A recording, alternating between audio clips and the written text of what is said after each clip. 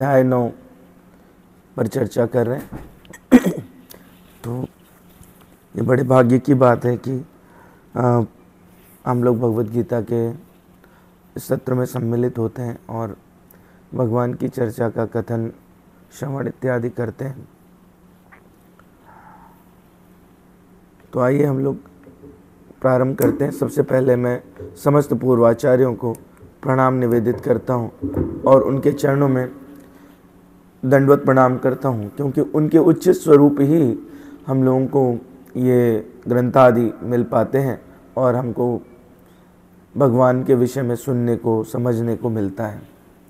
तो आइए सबसे पहले उनको प्रणाम करते हुए हम लोग मंगलाचरण करेंगे और मंगलाचरण के बाद विषय वस्तु पे आएंगे।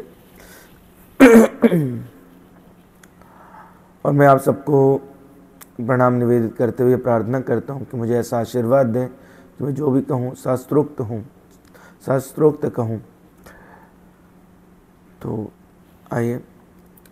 वर्णानाम अर्थ संघानाम रसानाम छंदसामपि मंगलानाम च कर्तारो वंदे वाणी विनायको भवानी शंकरो वंदे श्रद्धा विश्वास रूपिणो याभ्याम विना न पश्यन्ति सिद्धा स्वान्तस्थमीश्वरम वंदे बोधमयं नित्यं गुरुं शंकर रूपिणं यमाशितो हि वक्रोऽपि चंद्र सर्वत्र वंदते सीताराम गुणग्राम पुण्यरण्य विहारिणो वंदे विशुद्ध विज्ञानो कवीश्वर कपीश्वरो वागर्ताविव संपृक्तौ वागर्थ प्रतिपत्तये जगता पितरौ वंदे पार्वती परमेश्वरौ कर्पूर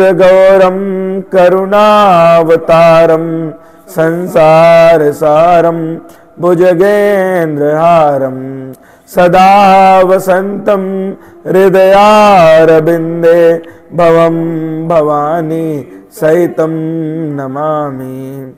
ओम अज्ञानतिमिरान्धस्य ज्ञानाञ्जनशलाकया चक्षुरुन्मीलितं येन तस्मै श्रीगुरवे नमः। श्रीचैतन्यमनोभीष्टं स्थापितं येन भूतले स्वयं रूपा कदा मह्यं ददाति स्वपदान्तिकम्। वन्देऽहं श्रीगुरोः श्रीयुतपदकमलं श्रीगुरून् वैष्णवांश श्रीरूपं साग्रजातं सगण रघुनाथान्वितं तं सजीवं साद्वैतं सावधूतं परिजन सहितं कृष्ण चैतन्य देवं श्री राधा कृष्ण पादान सगण ललिता श्री विशाखान्वितांश। हे कृष्ण करुणा सिंधु दीनबंधु जगतपते गोपेश गोपिका कांत राधा कांत नमोस्तुते। तप्त कांचन गौरांगी राधे वृंदावनेश्वरी वृषभानुसुते देवी प्रणमामि हरि प्रिये। वाञ्छाकल्पतरुभ्यश्च कृपा सिन्धुभ्य एव च पतितानां पावनेभ्यो वैष्णवेभ्यो नमो नमः। श्री कृष्ण चैतन्य प्रभु नित्यानंद श्री अद्वैत गदाधर श्रीवासादि गौर भक्त वृंद। हरे कृष्ण कृष्ण कृष्ण हरे हरे हरे राम राम राम हरे हरे। शांताकारं भुजगशयनं पद्मनाभं सुरेशं विश्वाधारं गगनसदृशं मेघवर्णं शुभांगं लक्ष्मीकान्तं कमलनयनं योगभिर्ध्यानगम्यं वन्दे विष्णुं भवभयहरं सर्वलोकैकनाथं। यं ब्रह्मा वरुणेन्द्र रुद्रमरुतः स्तवन्वन्ति दिव्यैस्तवैर्वेदैः साङ्गपदक्रमोपनिषदैर्गायन्ति यं सामगाः। ध्यानावस्थित तद्गतेन मनसा पश्यन्ति यं योगिनो यशान्तं न विदुः सुरासुरगणा देवाय तस्मै नमः। गुरुर्ब्रह्मा गुरुर्देवो महेश्वरा गुरुर्ब्रह्मा गुरुर्विष्णु गुरुर्देवो महेश्वरा साक्षात् गुरुर् साक्षात् परब्रह्म तस्मै श्री गुरवे नमः। ओम वेदाय गुरुदेवाय विद्महे परम गुरुवे धीमहि तन्नो गुरु प्रचोदयात्। ओम परम तत्वाय नारायणाय गुरुभ्यो नमः। ओम गुम गुरुभ्यो नमः। ओम गुरुभ्यो नमः। बोले वृंदावन बिहारी लाल की जय। बोले श्री सीताराम भगवान की। पवन सुत हनुमान की। उमापति महादेव की। तो हम लोग जो है वो श्लोक संख्या 1 और 2, श्लोक संख्या 3 इन पर चर्चा कर चुके हैं, जिसमें विषय वस्तु थी ईर्ष्या और उसके बाद श्रद्धा। तो ये 2 विषयों पर चर्चा हो चुकी है। भगवान ने बताए थे कि जो भक्ति है या ये जो विद्या भगवान बताने वाले हैं उसके 8 गुण थे। तो जिसमें राज विद्या राजगुह्यम पवित्रम इदम उत्तमम प्रत्यक्षवगमम धर्मम सुसुखम कर्तुम अव्ययम। तो इस तरह से 8 गुण विशेष गुण थे ये। और इसके बाद जो है वो हम लोगों ने देखा कि श्रद्धा किस तरह से हमारे जीवन में आवश्यक है। अगर श्रद्धा नहीं रहेगी, बिना श्रद्धा वाले जो लोग हैं उन्हें इस विद्या की बिल्कुल भी जानकारी नहीं हो सकती, क्योंकि इसमें 2 गुण भगवान ने बताए। एक है कि श्रद्धा होनी चाहिए और दूसरा गुण भगवान ने बताया कि वो ईर्ष्या रहित तो होना चाहिए।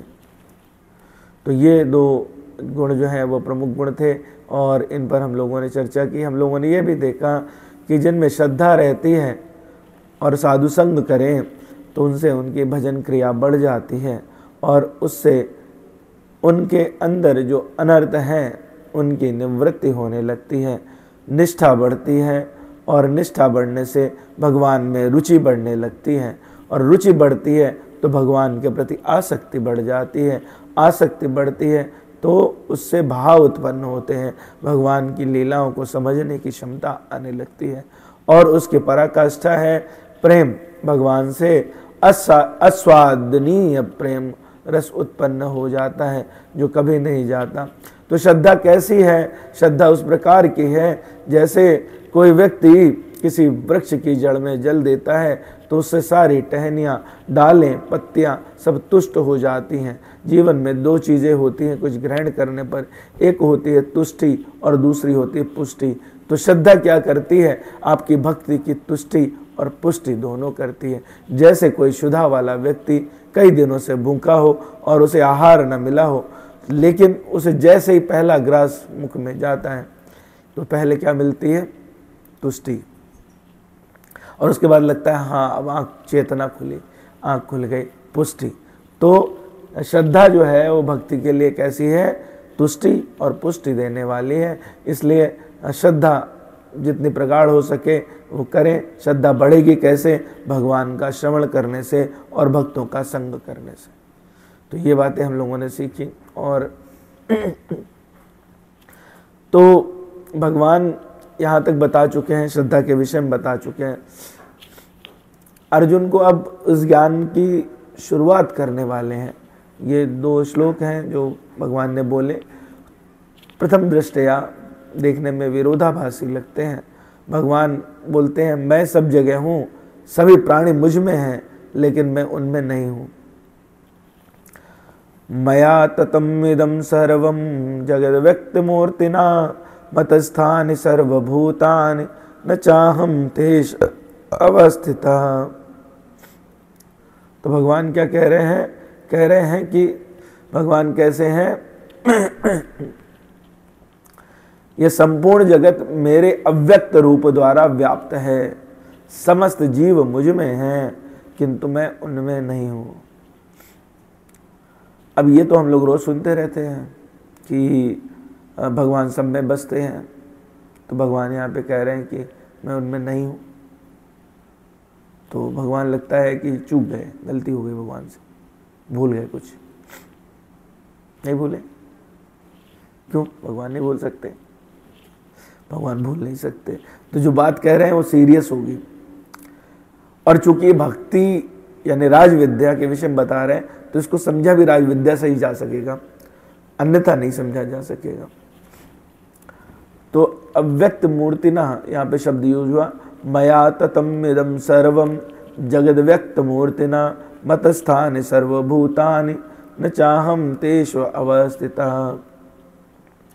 भगवान का दो स्वरूप हुआ, इसका मतलब एक अव्यक्त हुआ। भगवान कह रहे हैं कि एक मेरा अव्यक्त रूप व्याप्त है, दूसरा फिर व्यक्त भी होगा जो अनुभूत हो सकता होगा, और एक है जो अव्यक्त है, जो मन बुद्धि से जिसका ज्ञान हो, वो भगवान का कैसा है? व्यक्त रूप है। और जिसको मन बुद्धि इत्यादि ना पकड़ सके तो भगवान का कैसा हो गया? अव्यक्त रूप हो गया। ठीक है, इसलिए ये कहा गया कि भगवान ने कहा यहाँ पे मेरा अव्यक्त रूप है। अव्यक्त मूर्ति ना मतलब अव्यक्त मूर्ति यस्य सह अतीन्द्रिया, मतलब जो इंद्रियों के द्वारा व्यक्त ना हो सके वो क्या हुआ? अव्यक्त मूर्ति ना। पर ध्यान देने वाली बात क्या है कि इसको लोग कहते हैं, कई बार टीकाओं में है कि निराकार स्वरूप की बात की गई, पर ध्यान से देखें तो भगवान अव्यक्त कह के छोड़ सकते थे, पर उन्होंने क्या कहा? अव्यक्त मूर्ति ना। अगर कोई मूर्ति है तो इसका मतलब क्या हुआ कि उसमें आकार तो होगा, भले ही हमें दिखती ना हो, हमारी दृष्टि से ना दिखाई दे। हमारी दृष्टि से दिखाई नहीं देती क्योंकि दृष्टि उस लेवल पर नहीं है कि वो देख सके, है ना। तो वो भगवान की अनुभूति जो है वो स्थिर स्थूल इंद्रियों से नहीं हो सकती। तो भले ही हम उन्हें ना देख सके, लेकिन वास्तविकता यह है कि भगवान पर ही सब कुछ आश्रित है।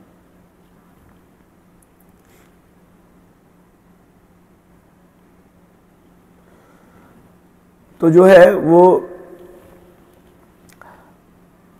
भगवान को स्थूल इंद्रियों से नहीं देखा जा सकता, ऐसा भक्ति रसामृत सिंधु में कहते हैं शील गोस्वामी। अतः श्री कृष्णम आदि ना भवेत ग्राह्यम इंद्रियैः सेवोन मुखे ही जिह्वादो स्वमेव स्फुरत्यधः। बहुत सुंदर श्लोक है, इसको ध्यान से समझें। कहते हैं अतः कृष्ण नाम आदि ना भवेद ग्राह्यम इंद्रियों, भगवान कृष्ण के नाम आदि को यानी लीलाओं को, यश को भौतिक इंद्रियों से ग्रहण नहीं किया जा सकता। कैसे कर सकते? सेवो न मुखो ही जिह्वादो स्वयमेव स्फुरत यदः। जब सेवा करते हैं, भक्ति में लगते हैं, तो उसे स्वयं ही भगवान का साक्षात्कार हो जाता है। तो ये बात क्लियर हुई कि ये साधारण उससे नहीं सामने आता है ना। ये कैसे होगा? जब सेवा करेंगे तो। और कैसा दिखाई देगा? ब्रह्म संहिता में ये बात बताई गई। प्रेमांजन भक्ति विलोचनेन संता सदैव हृदयेषु विलोकयन्ति। जो संत लोग हैं, जो भक्त लोग हैं, वो क्या? प्रेमांजन, प्रेमांजन से भरा हुआ जो उनका नयन है, जिसमें जो भक्तिपूर्ण है, ऐसे भक्त क्या करते हैं? अपने हृदय में हमेशा भगवान को देखते रहते हैं, ध्यान करते हैं। तो यदि कोई भगवान के प्रति दिव्य प्रेम अभिरुचि उत्पन्न कर लेता है तो सदैव अपने भीतर और बाहर भगवान को देख सकता है। तो ये सामान्य दृष्टि से देखने वाले नहीं हैं। तो इसलिए ये कहा गया कि भगवान कैसे हैं? भगवान यद्यपि सर्वव्यापी है और सर्व उपस्थित रहते हैं, लेकिन फिर भी वो भौतिक इंद्रिय द्वारा अनुभवगम्य नहीं है। भले ही उन्हें हम न देख सकें, लेकिन ये बात हमको ध्यान रखनी चाहिए कि भगवान पर सब कुछ आश्रित है। तो पहली जो पंक्ति है वो क्या कही गई? मया ततम इदम सर्वम जगत अव्यक्त मूर्तिना। तो जब सब तरफ भगवान व्याप्त हो, यानी कि पूरे संसार के, पूरे ब्रह्मांड के, पूरी सृष्टि के मालिक कौन है? भगवान है। इसीलिए भगवान को कहा जाता है जगन्नाथ, है ना, जगत के नाथ हुए, तो इसलिए क्या कहा गया? भगवान को जगन्नाथ कहा गया। भगवान कैसे हैं? भगवान अपने को छोटे से छोटे में रख सकते हैं और बड़े से बड़े में रख सकते हैं। भगवान नवीन भी हैं और प्राचीन हैं, इसलिए भगवान के अंदर दोनों विरोधाभासी तत्व रहते हैं, एक नहीं है। हम लोगों के साथ जो जीवात्मा है उसमें एक ही तत्व रहता है, नहीं तो भगवान में दोनों है ना। तो पिछला अध्याय था, उसमें 9वां श्लोक था, कविम पुराणम अनुशासितारम मनोरणीयांसम मनुस्मरेद्या सर्वस्य धातारम अचिंतरूपम आदित्यवर्णम तमसा परस्तात्। तो उसमें क्या कहा गया? कहा गया कविम पुराणम, अत्यंत प्राचीन, है ना। अणोरणीयांसम, जो अणु यानी जो सबसे छोटा है उसका भी अणुतम अंश, अणु का भी अणुतम अंश, ऐसे भगवान मतलब इतने छोटे, इसीलिए वो उनकी व्यापकता है। और होने को कितने भारी हैं? इतने भारी हैं कि पूरा ब्रह्मांड उनमें समाया हुआ है। जब कंस के ऊपर कूदे हैं, कंस को मारने के लिए भगवान कृष्ण, तो कंस को लगा कि पूरा जो ब्रह्मांड है वो उसके ऊपर आ गया है, इतना बार। तो इसीलिए भगवान अपने विषय में बताते हैं कि मुझे किस रूप में ध्यान करो। 8वें अध्याय के 9वें श्लोक में भगवान ने बताया कि मुझ में ये क्वालिटीज आपको देखनी चाहिए। कविम पुराणम अनुशासितारम अणोरणीयांसम अनुस्मरेद्या सर्वस्य धातारम, सबका धाता मतलब सबको पालन करता, सबको धारण करने वाला, सर्वस्य धातारम अचिंत रूपम, जिसको हम, जो चिंतनीय नहीं है, ऐसा रूप जो हम अपने मन से बुद्धि से समझ नहीं सकते, अचिंत रूपम। वही अचिंत रूप जो है वो कैसा है? वो अव्यक्त रूप है। तो भगवान लेकिन सबके हृदय में रहते हैं, तो इसलिए जो लोग प्रेमा भक्ति डेवलप कर लेते हैं वो भगवान को देखते हैं। हमारे लिए वो एक उदाहरण मिलता है व्यक्त मूर्ति का, कैसा भगवान जो है वो जैसा रूप चाहते हैं वैसा ले लेते हैं। जैसे हम लोग देखते हैं कि महाभारत के अध्याय संख्या 68 में वर्णन आता है सभा पर्व के अंतर्गत कि कौरवों में दुशासन, जब क्रीड़ा हुई, द्वित क्रीड़ा हुई, तो जिसमें युधिष्ठिर हार जाते हैं द्रौपदी को, और दुशासन को दुर्योधन कह देता है कि इसके वस्त्र खींच लो। तो दुशासन जिसमें 10,000 हाथियों का बल है, वो उसके वस्त्र को, द्रौपदी के वस्त्र को खींचने लगता है, और द्रौपदी पहले सब में पूरी सबसे हाहाकार करती है, सभा में सबसे पुकार करती है, धृतराष्ट्र, भीष्म पितामह, पतियों को, भीम को, सबको पुकारती है। चूंकि पांडव जो है वो पहले ही दासत्व ले चुके होते हैं और भीष्म पितामह वो उन्हीं के पक्ष में होते हैं, उन्होंने उनका अन्न खाया होता है, तो इसलिए वो कुछ कह नहीं सकते। धृतराष्ट्र अपने पुत्र के मोह में अंधा होता है, तो जब वो थक जाती है तो साड़ी को संभालने की कोशिश करती है, दोनों हाथ से साड़ी पकड़ लेती है, लेकिन तब तक भगवान आते नहीं है, क्योंकि आप में जब तक अपना बल भी है, अपने बल का भी अहंकार है। भगवान की ये विशेष बात है। अनन्यता का मतलब ही यही है कि जीव को अपना भी, अपने बल का भी भरोसा ना रहे, किसी के बल का भरोसा नहीं रहे। तो चित्र में आप देखिए कि जब द्रौपदी ने दोनों हाथ ऊपर उठाए हैं और कहा गोविंद गोविंद 2 बार पुकारा, तो गोविंद उस समय विश्राम करते होते हैं, वो सैया छोड़ के तुरंत बोले मैं बाहर ही तो खड़ा था द्वार पे, तेरे पुकारने की बात है। लेकिन कब? जब अनन्यता से पुकारा, मुझे कोई दूसरा आश्रय नहीं है, तू ही है जो बचा सकता है, तो वो प्रकट हो जाते हैं। और कैसे हो जाते हैं? चीराकार हो जाते हैं, वस्त्राकार हो जाते हैं, और वस्त्र में समाहित होकर के भांति भांति के सुंदर वस्त्रों से द्रौपदी को आच्छादित कर देते हैं। तो वस्त्र का आकार हुआ नहीं हुआ? अव्यक्त होते हुए भी अव्यक्त मूर्ति है भगवान, तो किसी भी तरह का रूप ले सकते हैं, कैसे भी रह सकते हैं। भगवान जो उनका जो व्यक्त रूप है वो उससे भिन्न है। वो कैसा रूप है? वो रूप है जो गोलोक वृंदावन में है ना। तो जो पूरा संसार है, संपूर्ण विश्व है, इसलिए भगवान कहते हैं मया ततम इदम सर्वम जगद्व्यक्ति मूर्तिना मतस्थानि सर्वभूतानि। सारे के सारे प्राणी मेरे अंदर स्थित हैं। क्यों? क्योंकि भगवान से ही सबका उद्गम हो रहा है। सारे के सारे प्राणियों का उद्गम जो है वो भगवान से हो रहा है।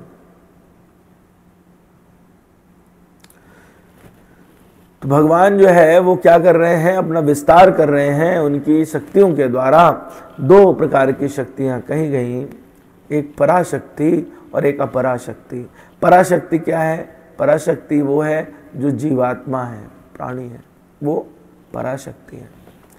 और जो भौतिक है वो अपराशक्ति है।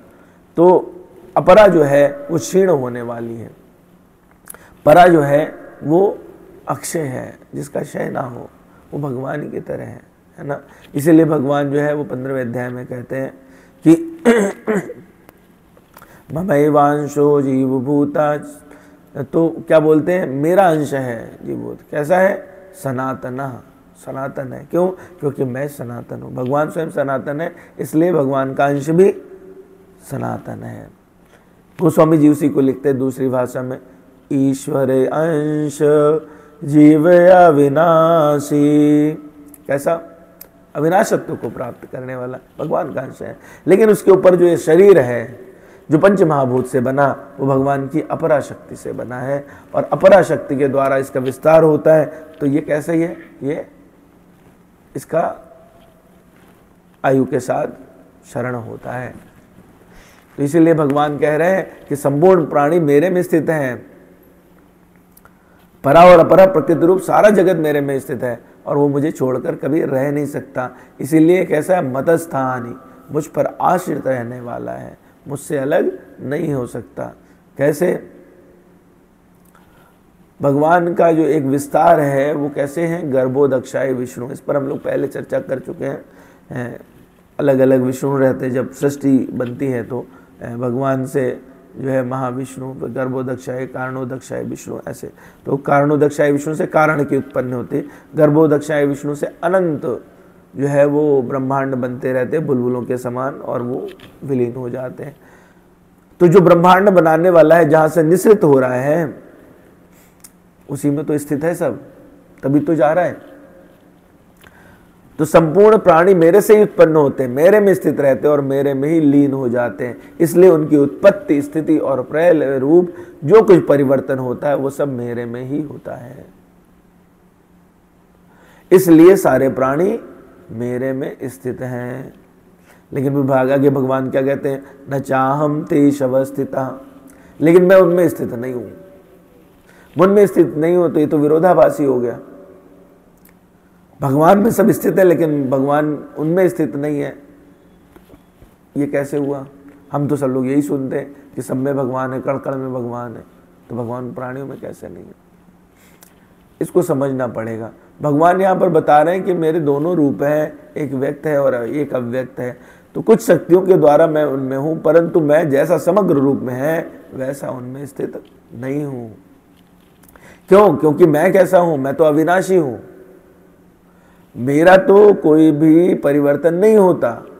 लेकिन जो भौतिक है उनका सबका तो नाश होने वाला है।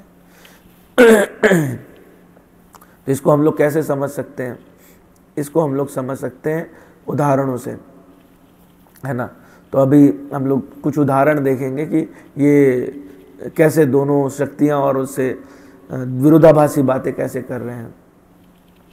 तो ये बात तो समझ में आ रही है कि जहां अभाव वाली बात है भगवान वहां अभाव में नहीं है। क्यों? क्योंकि उनका परिवर्तन, नाश और अभाव होता है, और भगवान में जरा भी विकृति नहीं आती, कभी विकृति उत्पन्न नहीं होती।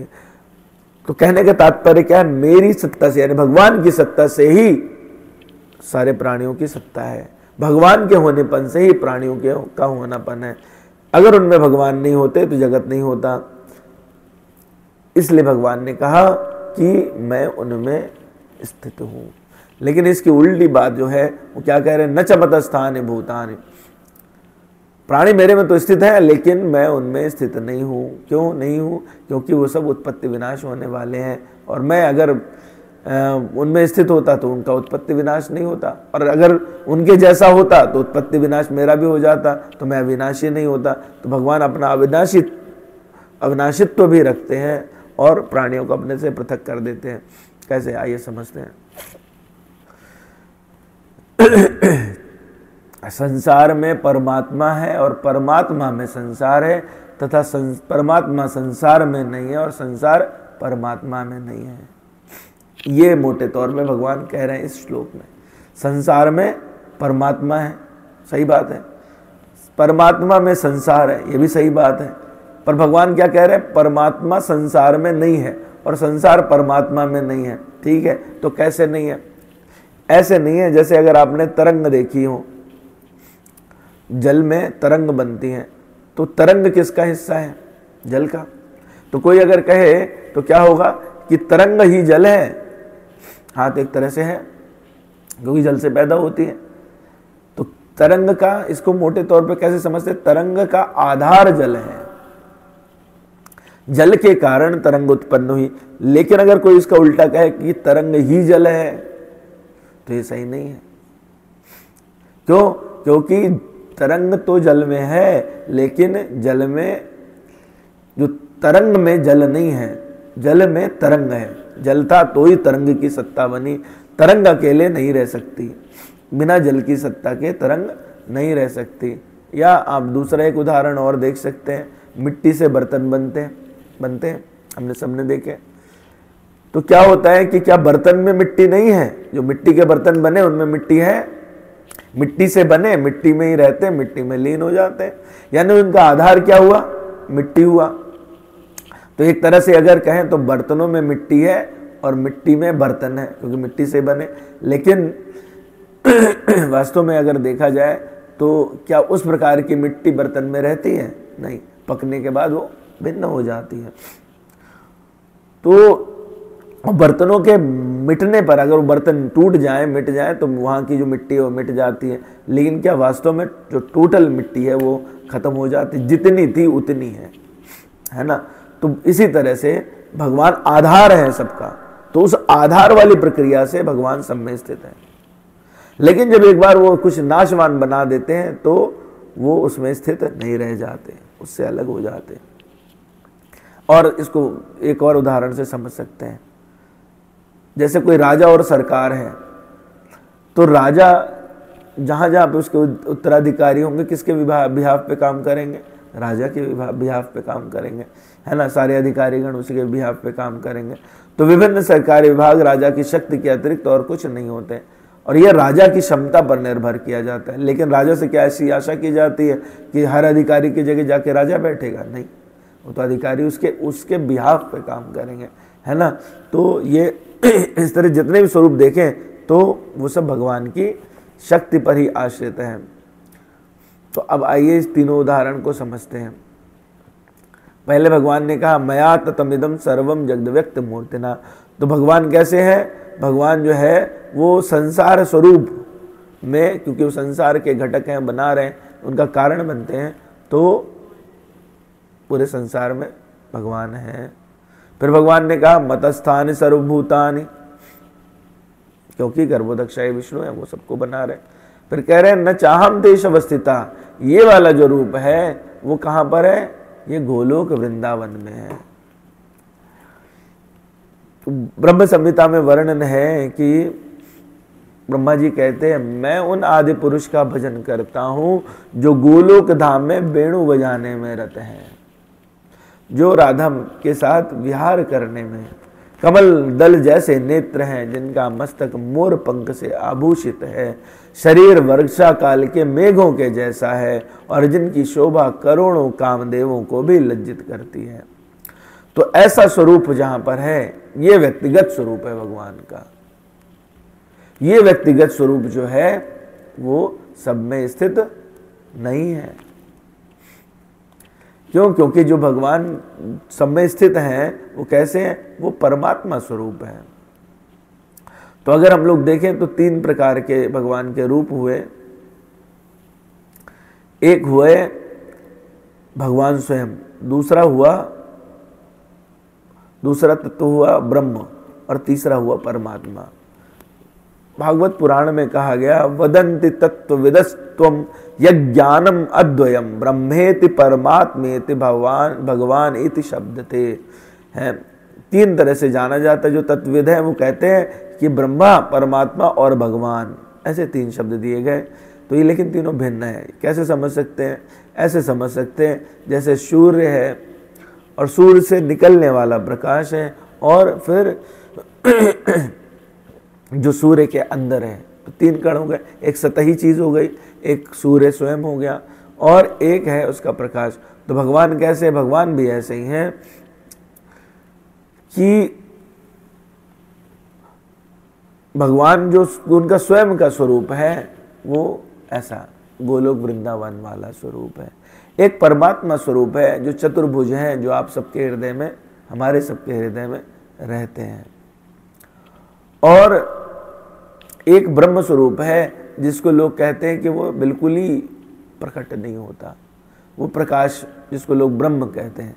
ठीक है, तो इसको और संतगण दूसरे उदाहरण से भी समझाते हैं। जैसे आप कहीं ट्रेन के लिए इंतजार में स्टेशन पे खड़े हो और बिल्कुल अंधेरा हो, तो दूर से लाइट दिखाई देती है, तो हम लोग सोचते हैं ट्रेन आ रही है। तो क्या ट्रेन देख ली होती है? नहीं, लाइट देखी थी। वो लाइट क्या है? ब्रह्म है। जब ट्रेन स्टेशन पे आने लगती है तो उसका इंजन दिखाई देने लगता है, एक आध डिब्बे हो सकता है दिखाई दे जाए, तो वो क्या है? वो परमात्मा है। जब ट्रेन आके स्टेशन पे खड़ी हो जाती है तो पूरी ट्रेन देख सकते हैं। वो कौन है? वो भगवान है। तो भगवान, ब्रह्म और परमात्मा में ये भिन्नता है। तो भगवान जो है वो ब्रह्म और परमात्मा के रूप में सब में व्याप्त है, लेकिन वो न चाहम देश अवस्थिता, जो भगवान का स्वयं का रूप है, पर्सनल रूप, वो सिर्फ भक्तों को दर्शन होता है, उसकी विद्या अलग है। इसलिए भगवान कहते हैं कि जो लोग देखते हैं वो तो कैसी उनकी सांसारिक दृष्टि होती है, वो राजसी, तामसी या सात्विक, तो उनसे मैं नहीं देखा जा सकता हूँ। ये लेकिन तीनों ही जो हैं वो मेरे शक्ति के द्वारा ही अभिव्यक्त होती हैं। तो उन दृष्टियों में भी जो भगवान की परोक्ष शक्ति है वो अंदर मौजूद है, लेकिन उससे भगवान देखे नहीं जा सकते। क्यों? क्योंकि ये जो 3 गुण हैं ये आच्छादित करके रखते हैं। भगवान कहते हैं त्रिभिर गुणमय भावे रे भी सर्वमिदं जगत मोहितम नाभिजानाति माम एभ्या परम अव्ययम। मैं मुझ परम अव्यय को, जो अक्षय है, सब गुणों से परे है, उसको इन 3 गुणों के कारण लोग जान नहीं पाते, वो मोहग्रस्त रहते हैं। तो भगवान जो है वो इसलिए बता रहे हैं कि ये जो रहस्य है वो इस प्रकार से छुपा हुआ रहस्य है। आगे जो है भगवान इसी बात को चर्चा करते हुए आगे अगले श्लोक में ले जाते हैं। न च तम न च मतस्थानि भूतानि पश्य में योग महेश्वरम भूत भृन्न चा भूतस्थो ममात्मा भूत भावना। तथापि मेरे द्वारा उत्पन्न सारी वस्तुएं मुझ में स्थित नहीं दिखती, नहीं रहती, पर मेरे ऐश्वर्य को देखो। यद्यपि मैं समस्त जीवों का पालन करता या भरता हूँ और सर्वत्र व्याप्त हूँ, लेकिन मैं इस विराट अभिव्यक्ति का अंश नहीं हूँ, मैं सृष्टि का कारण स्वरूप हूँ। पिछली वाली बात को और भगवान यहाँ पे पूरा कर रहे हैं। थोड़ा दोनों श्लोक थोड़ा कठिन है समझने के लिए। तो भगवान ने पहले कहा कि मतस्य स्थान सर्वभूतानि, सभी जीव मुझ में स्थित है, लेकिन अब यहाँ पर भगवान कह रहे हैं कि मैं उनमें स्थित नहीं हूँ। तो ये दोनों विरोधाभासी हो गए, दोनों श्लोक भी विरोधाभासी हो गए। पहले वाले में भी एक विरोध था। तो इसमें क्या है कि अगर इसको समझना है तो हम लोगों को थोड़ा एक अर्थपत्ति जैसी चीज़ होती है उसको समझना पड़ेगा। जैसे कोई एक व्यक्ति है, मान लीजिए मोहित नाम से व्यक्ति है और उदाहरण है कि वो कहा जाए कि मोहित दिन भर खाना नहीं खाता, दिन भर भोजन नहीं करता, देव, और उसका मोहित का वजन बढ़ रहा है। तो जो भोजन नहीं करता उसका वजन बढ़ सकता है क्या? नहीं बढ़ सकता। तो इसमें एक बात छुपी रहती है कि मोहित रात में चुपके से खा लेता है। ये अव्यक्त बात है, इसको कहते हैं अर्थपत्ति। तो अर्थपत्ति जो है मतलब कि जो कहा गया उससे एक डिफरेंट अर्थ निकाला जाए, सीधे तौर पे वो बात नहीं कही गई। विरोधाभासी बातों में सामंजस्य देखने के लिए हम लोगों को इस चीज को देखना पड़ेगा। तो भगवान जो है वो ये बात कह रहे हैं कि सब कुछ उन पर ही आश्रित है, मतलब स्थान है सर्वभूतानि। लेकिन इसका मतलब यह नहीं है कि भगवान जो है प्रत्यक्ष रूप से सबको पालन और निर्वहन करते हैं। उनकी शक्तियां हैं, उनके लिए अधिकारी हैं। वर्षा के लिए इंद्र है, सृष्टि का रचना करने के लिए ब्रह्मा है, संहार करने के लिए भगवान शिव हैं। तो ऐसे सारे कार्यों के लिए किसी न किसी उनकी शक्तियों की नियुक्ति हुई है। और ये जो विरोधाभासी बात है इसको बहुत सारी जगह शास्त्रों में अलग अलग कहा गया। जैसे भगवान को की प्रार्थना में गजेंद्र मोक्ष में श्लोक आता है, अरूपा और रूपया कामर्चस्य कर्मणा। अरूपा का मतलब होता है कि कोई रूप नहीं है, फिर कहते उरुरूपा, कई रूप हैं। अभी दोनों बात कैसे ठीक हुई? भगवान ऐसे हैं कि जो अलौकिक करनी करते हैं, आध्यात्मिक रूप है, भगवान का भौतिक रूप नहीं है, तो वो अलग अलग स्तर पर दिखाई देता है। उसे शाब्दिक स्तर पर नहीं समझना चाहिए, बौद्धिक रूप से उन पर चलने की कोशिश नहीं करनी चाहिए, अवधारणा नहीं बनानी चाहिए। जैसा शास्त्रों में कहा गया और जैसा संत लोग बताते हैं वो हमको उसको वैसे समझना चाहिए। तो भगवान जो है वो चूंकि सारा पालन करते हैं, सबका निर्वहन करते हैं। तो ये जो सामने फोटो है ये एटलस की फोटो है, एटलस की प्रतिमा है। और ये देखिए ऊपर हम लोग देखेंगे तो कई बार हमको चित्र में दिखाई दे जाते हैं, एटलस जहाँ रखा होता है वहाँ पृथ्वी का भार ऐसा माना जाता है ग्रीक में कि उनके ऊपर है। तो इसमें उनके कंधे झुके हुए दिखाए जाते हैं, मतलब एक भगवान है जो पृथ्वी के बोझ से झुक गए हैं। पर हमारे भगवान की परिकल्पना ऐसी नहीं है। भगवान के लिए क्या ये सब काम करना बोझ है, मेहनत का काम है? नहीं, क्योंकि वो तो खेल खेल में करते हैं। उनके लिए तो बहुत सारी शक्तियां हैं जो उससे पृथक रहने के कारण उनको इसको धारण थोड़ा ना करना पड़ता है। भगवान तो पृथक है, ये सारी चीजें उनकी शक्ति द्वारा व्याप्त हैं। क्यों? क्योंकि भगवान क्या है? भगवान सभी चीजों का ओरिजिन है, उनसे उद्भूत हो रही है। आम सर्वस्य प्रभवो मत्ता सर्वम प्रवर्तते इतमत्वा भजन्ते माम बुधा भाव समन्विता। जो इस भाव से कि मैं सब कुछ कर सकता हूँ, इस भाव से जो मुझे भजते हैं वो सब कुछ जान जाते हैं। उनको यानी भक्ति के द्वारा ये सब जाना जा सकता है, भगवान ऐसा कह रहे हैं। तो भगवान आगे ये भी कह रहे हैं, इसमें कह रहे हैं कि मेरे ईश्वरीय आश्चर्यजनक योग को देखो, पश्य में योग में ईश्वरम, मेरे ऐश्वर्य को देखो,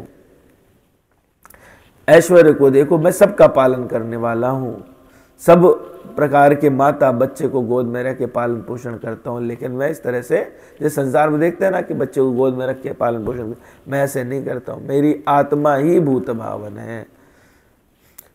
आत्मा जो है वो यहाँ पे जो भगवान ने कहा ना ममात्मा भूत भावना, वो उसका मतलब है कि भगवान का मन। तो भगवान किसी को पर्याप्त भोजन जो है वो संकल्प मात्र से दे सकते हैं, उसके लिए भगवान को उसे गोद में बिठा के और खिलाने पिलाने की बात नहीं है। तो इसलिए भगवान कह रहे पश्य में योगम ऐश्वरम, मेरा आप ऐश्वर्य देखो। अब भगवान जो है वो यहाँ पर योग और ऐश्वर्य की बात कर रहे हैं। क्यों? क्योंकि भगवान का जो विराट स्वरूप है वो अत्यंत ऐश्वर्यशाली है और उनके विराट स्वरूप में सब जितने प्राणी हैं, अर्जुन को दिखाते हैं ना विराट स्वरूप जिसमें सारे प्राणी जा रहे होते हैं, हाँ जा रहे होते हैं और उनका विनाश भी हो रहा होता है, वहाँ से निश्चित भी होते हैं, विनाश भी होते हैं। उनकी एक शक्ति है शेष जी, जिनके 1000 फणों में सहस्त्र है ना फन, तो सहस्त्र फणों में एक फन पर सरसों के दाने के समान पृथ्वी है। भागवत पुराण में वर्णन आता है 5वें स्कंद में। तो वो जो सरसों का दाना उनके फन पे पता नहीं चलता, वो भगवान को कैसे पता चलेगा। तो उनके लिए कोई संभालना इसको बोझ की बात नहीं है। भगवान इसीलिए कहते हैं मेरे ऐश्वर्य को देखो। पश्चिम योग में ऐश्वरम, योग शब्द का मतलब होता है जोड़ना, और ऐश्वरम शब्द का मतलब ईश्वर संबंधी। तो भगवान ये बात कह रहे हैं कि मैं वो एक ऐसे ईश्वर हैं, वो ऐसे हैं जिनके अंदर विरोधाभासी बातें घटित होती हैं, इसीलिए वो ऐश्वर्यशाली हैं। जैसे हम लोगों ने पहले बात की, छोटे से छोटे और भारी से भारी, नए से नए और पुराने से पुराने। तो भगवान में विरोधाभासी हैं सारी चीजें। पहला विरोधाभास क्या था यहाँ पे, कि मैं परमात्मा के रूप में प्रत्येक प्राणी के हृदय में विराजमान हूँ। तो जो बात ये हम लोग कहते हैं ना, परमात्मा कण कण में रहता है, वो चतुर्भुज भगवान सबके कण कण में रहते हैं। लेकिन भगवान के रूप में जो गोलोक वृंदावन वाला लीला वाला रूप है, वो सिर्फ किसके साथ घटित होता है, भक्तों के साथ में, जो प्रेमा भाव की स्थिति में पहुंच जाते हैं। इसीलिए भगवान ने पहले श्रद्धा की बात की, इस श्लोक को कहने से पहले श्रद्धा की बात की भगवान ने। इसीलिए कहा कि जो अश्रद्धालु लोग हैं वो मुझे नहीं जान पाते। तो दूसरा विरोधाभास क्या है, कि वो अपने विराट रूप द्वारा संपूर्ण सृष्टि को धारण करते हैं, लेकिन उन पर स्वयं कोई भार नहीं है। तो ऐसा लगता है वो सृष्टि को धारण नहीं कर रहे हैं। तो दोनों बातें उल्टी उल्टी हो गई ना। इसीलिए जो है ये वाली बात कही गई कि भगवान तीन प्रकार से है। वदन्ति तत्त्वविदस्तवम यज्ञानम मद्वयम ब्रह्मेति परमात्मेति भगवान इति शब्दते। तीन भगवान के तीन रूप, ब्रह्म, परमात्मा और भगवान स्वयं। तो यहाँ पर भगवान कह रहे हैं कि सामान्य व्यक्ति इसको नहीं समझ सकता। ऐश्वर्य को देखे, कौन देखेगा, जो अनसूया हो। इसीलिए भगवान ने पहले ही श्लोक में अर्जुन के लिए कहा, इदम तू ते गुहितम प्रवक्ष्यामि अनसूयवे। तुमको मुझसे कोई ईर्ष्या नहीं है, इसीलिए तुम समझ सकते हो। मैं जब ये अपना ऐश्वर्य बताऊंगा तो तुमको समझ आएगा। जो ईर्ष्या करते हैं वो भगवान पर शक करेंगे, वो भगवान को नहीं समझ पाएंगे, है ना। तो ये चीज़ है, भगवान इसीलिए कह रहे हैं कि मेरा ऐश्वर्य ऐसा है कि मैं आपको हर रूप में दिखाई दे सकता हूँ, और सभी प्राणियों का मैं पालन करने वाला हूँ, उत्पन्न करने वाला होते हुए भी मैं उन प्राणियों में स्थित नहीं हूँ। भूत भृन्न चा भूतस्था ममात्मा भूत भावना। संपूर्ण प्राणियों का पालन करते हुए भी मैं उस तरह से आसक्त नहीं हूँ जैसे एक पिता, एक माता अपने बच्चे में आसक्त रहती है। मेरी आसक्ति नहीं है उनसे। तो उनका पालन तो करते हैं, मतलब सारे लोग भगवान पर आश्रित हैं, लेकिन भगवान उनमें आश्रित या आसक्त नहीं है। तो भगवान जो है इसीलिए संपूर्ण प्राणियों को उत्पन्न करते हुए भी उनमें नहीं है। तो भगवान कैसे हैं, वो सबको जन्म देने वाले भी हैं और सबका संहार करने वाले भी हैं। इस बात को ना जो लोग श्रद्धा रखते हैं, श्रद्धावान होते हैं, जो भक्ति में आगे बढ़ रहे हैं, वो भली बात ही समझ पाते हैं। क्यों? क्योंकि उनका विश्वास भगवान की पर, शास्त्र पर, गुरु पर अटूट होता है। एक बड़ी सुंदर कथा आती है। एक बार नारद मुनि पृथ्वी पर विचरण करते हुए निकले और उन्होंने देखा एक ब्राह्मण नित्य सुबह शाम पूजा अर्चना करता है और भगवान का भजन कर रहा है। तो जब देखते हैं इस चीज़ को तो नारद मुनि उनके पास जाते हैं, नारायण नारायण करते हैं। तो वो ब्राह्मण नारद जी को प्रणाम करते हुए उनसे पूछता है कैसे आए आप, क्या है। बोले आप कहाँ जाओगे अब? बोले हम तो वैकुंठ जाने वाले हैं, भगवान से मिलेंगे, गोलोक वृंदावन जाएंगे। बोले अच्छा भगवान से मिलेंगे तो भगवान से पूछना कि मेरा कल्याण कब होगा। अच्छा ठीक है। फिर वो और आगे बढ़ते हैं तो उनको एक मोची जो है वो एक बरगद के पेड़ के नीचे जूते सिलते हुए मिलता है। तो मोची जो है वो भी यही प्रश्न करता है, भगवान आप आए, भगवान से पूछना मेरा कल्याण कब होगा, कब मेरी मुक्ति होगी, कब मैं छूट पाऊंगा। नारद मुनि फिर भगवान के पास पहुँचे और उन्होंने बताया वृत्तांत कि मैं ऐसे आया और मुझे एक ब्राह्मण ने पूछा और एक मोची ने पूछा, भगवान बता दीजिए, मैं उनको मिलूंगा तो क्या बताऊंगा। तो भगवान ने कहा कि वो ब्राह्मण का तो समय निश्चित नहीं है कि वो कब मेरे पास पहुंचेगा, परंतु मोची जो है इसके बाद जन्म नहीं लेगा। नारद मुनि को आश्चर्य हुआ कि जो आपके मंदिर में घंटा बजा रहा है, पूरे टाइम लगा हुआ है, उसका कल्याण नहीं हो रहा, और जो व्यक्ति जो है वो खाली जूते सिलने में लगा हुआ है, उसका आप कह रहे हैं कि मुक्ति हो जाएगी। बोले आप इस बात की परीक्षा स्वयं ले सकते हैं, आपको स्वयं पता चल जाएगा, यदि आप जाके देखोगे तो मैं जो कहूँ वो आप उनको बता देना। ठीक है, बता देंगे। तो क्या क्या बताना है भगवान? बताना यह है उनको कि वो पूछे भगवान क्या कर रहे हैं, तो आप कहना कि भगवान एक सुई के छेद से हाथी पूंछ पकड़ के निकाल रहे हैं। क्या ठीक है? तो पहले ब्राह्मण के पास गए, तो ब्राह्मण ने कहा भगवान आपने पूछा? बोले हाँ, लेकिन भगवान व्यस्त थे, तो उन्होंने अभी जवाब वैसे दिया नहीं। बोले भगवान व्यस्त थे, भगवान क्या कर रहे थे? तो बोले वो हाथी की पूंछ पकड़ के सुई से निकाल रहे थे। बोले आप मजाक कर रहे हैं? बताइए महाराज, आपको कोई मिला नहीं, मैं ब्राह्मण आपको मिला हूँ, कहीं शास्त्र में इस तरह का वर्णन नहीं है, और कैसे ऐसी बात कर रहे हैं? भगवान ऐसा कर सकते हैं? ऐसे थोड़े ना कर रहे हैं। उन्होंने कहा कि ठीक है, समझ गया मन में। क्यों? क्योंकि श्रद्धा नहीं है, श्रद्धा नहीं है। इसीलिए भगवान ने कहा अश्रद्धा वाले लोग कैसे होते हैं? मृत्यु संसार वर्तमान अप्राप्य माम वर्तन्ते मृत्यु संसार वर्तमनी। बार बार संसार में आते, क्यों? मुझे प्राप्त नहीं कर पाते। क्यों? क्योंकि उनमें श्रद्धा नहीं है। फिर वो मोची के पास पहुंचे। मोची के पास पहुंचे तो मोची बोला महाराज आप मिल आए, अच्छा आपने पूछा? बोले नहीं, अभी तो भगवान व्यस्त है, बहुत बिजी है इस समय।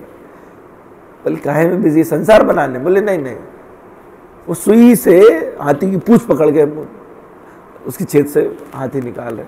बोले अच्छा, हाथी निकाल रहे? हाँ, भगवान तो कुछ भी कर सकते हैं। बोले कुछ भी कर सकते हैं? भाई तुमने कोई शास्त्र पढ़ा है, कहीं पढ़ी ऐसी कहानी जिसमें ये हो? बोले हम देखो महाराज ये जूता सिलना जानते, शास्त्र पढ़ना नहीं जानते, पर एक बात जानते हैं। बोले क्या? बोले देखो बरगद के नीचे बैठे, इतना छोटा सा बीज है इसका, इस बीज से पूरा बरगद उत्पन्न कर सकते हैं भगवान। तो भगवान सुई की छेद से हाथी तो कैसा मतलब निकाल ही सकते हैं। नारद जी के प्रश्न का उत्तर मिल गया कि क्यों वो ब्राह्मण जन्मों जन्मों में उसका कल्याण नहीं होने वाला, लेकिन मोची का कल्याण निश्चित है, क्योंकि उसमें श्रद्धा है। श्रद्धावान लभते ज्ञानम। और जिसको ज्ञान हो जाए, ज्ञानिनः तत्वदर्शिनः, वो तत्व को देखने लगता है। पर यह तत्व कैसे प्राप्त हो?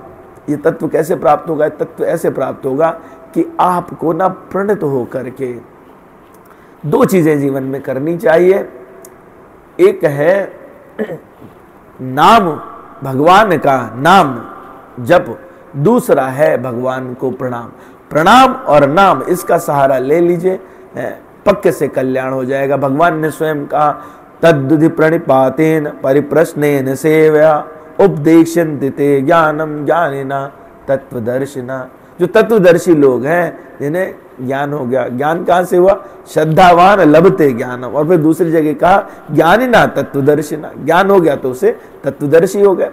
तो वो तत्वदर्शी लोग, अगर आप उनके पास जाकर के प्रणाम करेंगे, उपयुक्त प्रश्न पूछेंगे, तो वो आपको मार्गदर्शन कर सकते हैं, है ना। तो भगवान को क्या करना है? नाम और प्रणाम, बस ये दो कार्य जो करते हैं, भगवान का नाम जप करें और भगवान को प्रणाम करें। तो भगवान का ऐश्वर्य समझना किसके लिए आसान है? वो जो श्रद्धावान है, जो मोची जैसी श्रद्धा रखता है, वो भगवान का ऐश्वर्य समझता है। इसीलिए भगवान ने कहा पश्य में योगमैश्वरम। भगवान कैसी भी लीला कर सकते हैं। जो भगवान कृष्ण की लीलाओं को सुनते, भगवान राम की लीलाओं को सुनते हैं कि गोवर्धन उठा लिया भगवान ने, कैसे? नन्ही उंगली से उठा लिया। कैसे उठाया?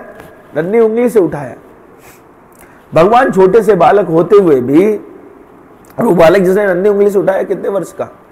7 वर्ष का बालक, 8 वर्ष का बालक, बताइए। उतना छोटा बालक खा लिया नाक के ऊपर, नाचते हुए ऊपर निकलता है। तो ये कौन कर सकता है? ये तो भगवान ही कर सकते हैं। भगवान राम जाते हैं, देखते हैं कि दुंदुभी ने अस्थियों का ढेर लगाया हुआ है। सुग्रीव को शक हो जाता है कि भगवान कर भी पाएंगे। तो भगवान वहां पे दो लीलाएं करते, एक बाण से 7 ताल के वृक्ष एक साथ काट देते। दूसरा काम करते हैं, जो दुंदुभी ने भयानक कुंडलो भारी हस्तियों का समूह लगाया हुआ है, वाल्मीकि रामायण में है, पदांग दुष्टेन चिक्षेप सत योजना, एक पैर के अंगूठे से ऐसे करते टुक से, और वो सैकड़ों योजन दूर जाके गिरता है। सुग्रीव जो है वो भगवान के ऐश्वर्य का प्रदर्शन होते ही पट से जमीन पे गिरते। उन्हें लगता है भगवान तो मतलब जो अंगूठे के धक्के से ऐसा कर सकते हैं, एक बाण से 7 ताल के वृक्ष एक साथ काट सकते, वैसा कर सकते हैं। तो भगवान जो है वो ये अलौकिक कृति भगवान के बस की है, किसी दूसरे के बस की नहीं है। इसीलिए भगवान कहते हैं पश्चिमे योग महेश्वरम। और भगवान फिर दूसरी बात कहते हैं भूत भृन्न चा भूतस्थो ममात्मा भूत भावना, मेरा मन ही सबको पालन करने वाला है, रखवाला है। लेकिन भगवान कैसे हैं? भगवान उनमें आसक्त नहीं है। तो कोई व्यक्ति अगर किसी की रक्षा करने वाला हो, रखवाला हो, तो अंदर बाहर से रक्षा कर सकता है, पर उसमें सम्मिलित नहीं होता। तो भगवान जो है वो, जो कोई व्यक्ति जिस प्रकार का भी कर्म करना चाहे, भगवान उसके अंदर परमात्मा स्वरूप होते हुए उसकी रुचि को जान लेते हैं और उसको उस कार्य को करने के लिए उपयुक्त सुविधाएं बनाते हैं, चाहे वो अच्छा करे चाहे बुरा करे। लोग कहते हैं ना कि भगवान की इच्छा के बिना कुछ नहीं होता, तो पत्ता भी नहीं हिलता, तो भाई किसी ने किसी का खून कर दिया तो क्या भगवान ने उसमें, भगवान की मर्जी नहीं थी? तो भगवान की मर्जी जो है, अब अज्ञानतावश हम जानते नहीं कि भगवान की मर्जी किस प्रकार की है। भगवान की मर्जी इस प्रकार की है कि यदि आप अच्छा करना चाहते हो तो आप अच्छा करो, आप खराब करना चाहते हो तो आप खराब करो। और भगवान जो है, एक और बड़ी अच्छी बात है, भगवान के प्रति आपकी जैसी श्रद्धा, जैसी रुचि, जैसा भाव, भगवान उसी प्रकार से आपको रेसिप्रोकेट करते हैं। ये यथा माम प्रबद्धन्ते तांस तथैव भजाम्य हम, भगवान ने कहा। भगवान इसीलिए भक्त लोग जो है भगवान से ज्यादा माता की शरण लेते हैं, राधा रानी की कृपा लेते हैं। क्यों? भगवान जो है ना वो कई जगह समदर्शी हो जाते हैं, जैसा तुम करोगे मैं वैसा करूंगा, जैसा तुम करोगे मैं बिल्कुल वैसा आपको उसमें दूंगा। लेकिन माता के साथ ऐसा नहीं होता, माता तो करुणामयी है। इसलिए जो है भक्त लोग कहते हैं कि माता की शरण लेनी चाहिए। जनक सुता जग जननी जान की, अतिशय प्रिय करुणा निधान की, ताके जुग पद कमल मनावो, जासु कृपा निर्मल मति पावो। क्यों? जनक सुता के आप जब चरण पकड़ लोगे, राधा रानी की चरण पकड़ लोगे, तो क्या हो जाएगा? मन निर्मल हो जाएगा। और जब मन निर्मल हो जाएगा, क्यों? पिता लोगों की आदत रहती है ना, हम लोग सब लोग देखते हैं कि बच्चे में थोड़ी भी गंदगी हो माता के सुपुर्द कर देते हैं। पर माँ तो कैसी भी, अगर उसने लेटरिन कर रखी है, बाथरूम कर रखा है, कोई बात नहीं, मेरा बेटा आओ चलो, उसको नहलाया धुलाया साफ किया और फिर पिता की गोद में पटक दिया, ले जाओ। तो जब मन निर्मल हो गया तो भगवान, फिर हमने पढ़ा सुंदरकांड में, कहते क्या? निर्मल मन जन सो मोहि पावा, मोहि कपट छल छिद्र न भावा। निर्मल मन होने के बाद भगवान स्वीकार कर लेते हैं। तो जब की प्रक्रिया क्या है? जब की प्रक्रिया जो है वो यही है कि माता की प्रणति, भक्ति का सहारा लेना, भक्ति का सहारा लेकर के आप जो कपट छल छिद्र है उसको समाप्त करते हैं, निर्मल मन करते हैं। वो जब आपका मार्जन करता है, चेतो दर्पण मार्जनम, गुरु का आश्रय लेकर के भी हम यही करते हैं। श्री गुरु चरण सरोज रज, निज मन मुकुर सुधारी। तो जो मन का दर्पण है वो कैसे सुधरेगा? वो भगवान के चरणों का, गुरु के चरणों का आश्रय लेकर। श्री गुरु चरण सरोज रज, निज मन मुकुर सुधार, वर्णो रघुवर विमल जस, जो सुख सुख चार। ठीक है, तो कैसे वो जो निर्मल मन होगा वो कैसे होगा? भगवान का यश गान करके, भगवान के लीला माधुर्य को सुन करके, श्रवण के द्वारा, गुरु का आश्रय लेकर के, माता का आश्रय लेकर के, भक्ति का आश्रय लेकर के निर्मलता है ये, तब भगवान जो है वो उसको स्वीकार करने लगते हैं और अपने आप को उस भक्त के लिए प्रकट करने लगते हैं। उसमें श्रद्धा का वर्धन, साधु संग, भक्तों का संग, अनर्थ निवृत्ति, निष्ठा का उत्पन्न होना, रुचि बढ़ना, उससे आसक्ति बनना, भगवान के प्रति आसक्त बनना, और भगवान से एक बार आसक्ति हो जाए तो फिर क्या होगा? भाव उत्पन्न होना शुरू हो जाते हैं, और भाव उत्पन्न होते हैं तो व्यक्ति प्रेमा भक्ति में लीन हो जाता है।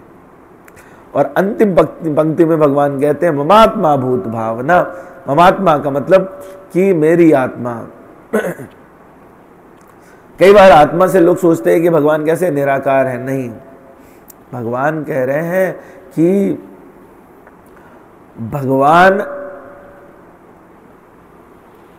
को हमको ये देखना पड़ेगा कि भगवान अपनी ममता के रूप में सबको दे रहे हैं, है ना। लेकिन जो ये चीज़ है भगवान की ममता, उसको समझना सबके बस की बात नहीं है। भगवान तो सर्वव्यापी हैं। भगवान ने 7वें अध्याय में कहा कि मत्ता परतरम नान्यत किंचिदस्ति धनंजय, मैं सर्वम इदम प्रोतम सूत्रे मणिगणा आयु। मैं जैसे मोतियों की माला गुथी हुई, उसके बीच में एक सूत्र रहता है, उसी प्रकार पूरी सृष्टि को धारण किए हुए, लेकिन वो सूत्र चूंकि दिखाई नहीं देता, मणि की मोतियां ही दिखाई देती हैं, तो मैं उसी प्रकार हूँ। मुझे जान नहीं पाते लोग। क्यों नहीं जान पाते? भगवान बताते यो मामेव सम्मूढ़ो जानाति पुरुषोत्तमा सा सर्वविद भजति माम सर्वभावेन भारत। वो व्यक्ति सब जानता है जो मुझे इस भाव से भजता है, वही व्यक्ति बुद्धिमान है, वो पुरुषों में उत्तम है। जो भक्ति भाव से भजे वो, उसने समझ लो सब जान लिया है। तो इसलिए भगवान अपने आप को ऐश्वर्य से व्यक्त करते हुए दोनों बात को कहते हैं। कुछ लोग जो है इसको निराकार के रूप में देखते हैं, निराकार के रूप में नहीं है। गोस्वामी जी इसके लिए बड़ा सुंदर वर्णन करते हैं। कहते हैं यह विधि जग हरि आश्रित रहाई, जदपि असत्य देत दुख सहाई, जो सपने सिर काटे कोई, बिनु जागे न दूर दुख होई। ऐसा लगता है जैसे सपने में कोई सिर काट रहा हो। ये संसार इस प्रकार का भ्रम है। जासु कृपायस भ्रम मिट जाई, गिर जा सोई कृपाल हृघराई। माता पार्वती को भगवान शिव बता रहे हैं कि जिनकी कृपा से ये संसारिक भ्रम मिट जाता है, ऐसे कृपा करने वाले भगवान रघुवीर हैं। और आदि अनंत को जासु न पावा, मति अनुमान निगम यस गावा। जिसका कोई आदि अंत ना मिले तो वो कैसा है? अव्यक्त रूप है। बिनु पद चलाई सुनाई बिनु काना, कर बिनु करम कराई बेधिनाना। बिना पैर के चलने वाला, बिना कान के सुनने वाला, और बिना कोई हाथ दिखाए सारे संसार में आनंद रहित सकल रस भोगी, बिनु बानी बकता बड़ जोगी। और बिना चेहरा देखे, आप उनका मुख भी नहीं देखते, लेकिन सारे रसों का आस्वादन कर लेते हैं। बिना बोले ही सब कुछ कह देते हैं। तो ये कैसा रूप हुआ? अव्यक्त रूप। तन बिनु परस नयन बिनु देखा, बिना शरीर के सब छू सकते हैं, सब जगह स्पर्श कर लेते हैं, बिना नैनों के ही सब देख लेते हैं। अग्रह घ्राण बिनु बास यसेखा, अस सब भांति अलौकिक करणी, महिमा जासु जाय नहीं बरनी। इस सब भांति की कैसी करनी, अलौकिक करनी। भगवान का ये अचिंत्य स्वरूप है जो वर्णन नहीं किया जा सकता। तो जो लोग इसको जान जाते हैं, जो इस अचिंत्य को समझना शुरू कर देते हैं, जहिम गावहि वेद बुध जाहि धरहि मुनि ध्यान, सोई दशरथ सुत भगत हित कौशलपति भगवान। जब इस स्थिति में पहुंच जाते तो कैसे हो जाते, दशरथ जैसे हो जाते, जिनके घर में भगवान जो है वो साकार सगुण रूप में जन्म ले लेते हैं।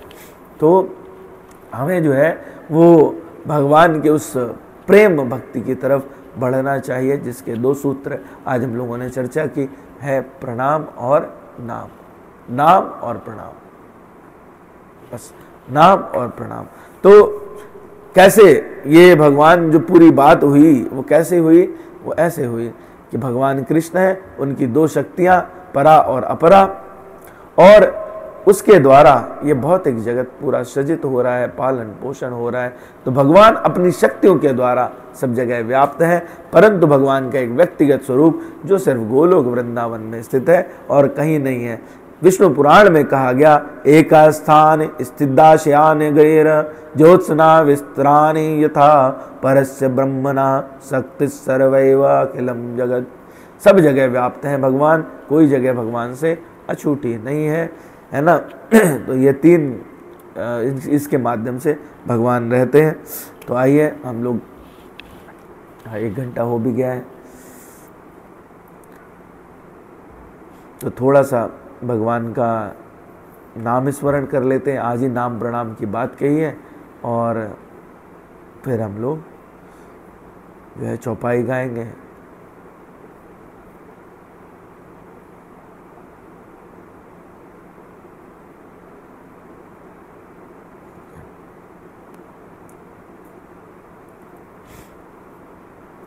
श्री राम जय जय राम, श्री राम जय जय राम, श्री राम जय जय राम, श्री राम जय जय राम, श्री राम जय जय राम, श्री राम जय जय राम।